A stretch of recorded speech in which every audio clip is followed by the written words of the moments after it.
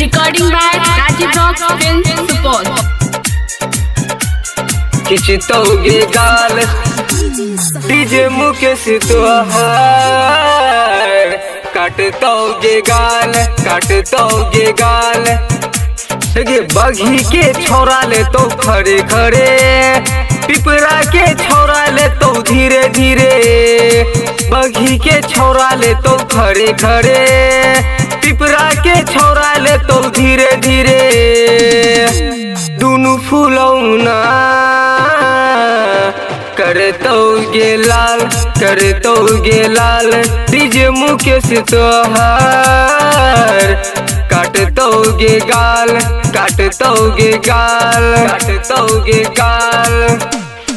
बघी के छोरा ले तो खड़े खड़े पिपरा के छोरा ले तो धीरे धीरे बघी के छोरा ले तो खड़े खड़े पिपरा के छोरा ले तो धीरे धीरे दोनों फूलौना करतोगे लाल डीजे मुकेश तोहार काटतोगे गाल Recording by Rajiv Rock Films Support.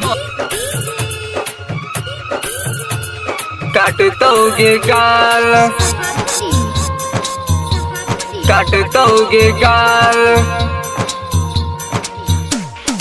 एते किया कमर हिलावै छी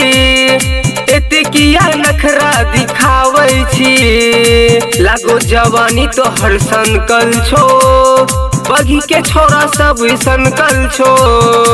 तोरा छोड़तो न आए चोली फाड़तो गे आए तोरा ढोरी में पानी तोरा झाड़तो गे आए सिपोल के छोरा ले तो खड़े खड़े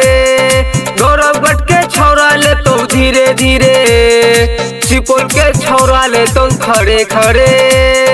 गौरवगढ़ के छोरा ले तो धीरे धीरे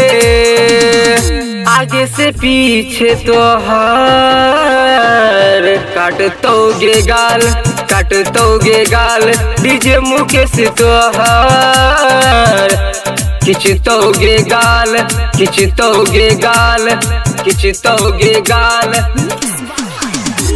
डीजे मुकेश तोहार काटतोगे गाल एते किया काजल लगावै छी एते किया नखरा दिखावै छी लागो तो हर जवानी सब चढ़ल छो बघी के छोरा सब भरकल छो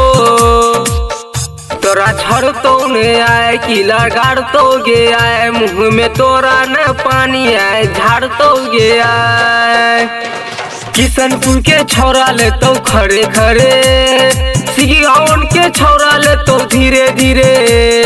किशनपुर के छोरा ले तो धीरे धीरे सिगियावन के छोरा ले तो धीरे धीरे गायक ललित तोहार काटतोगे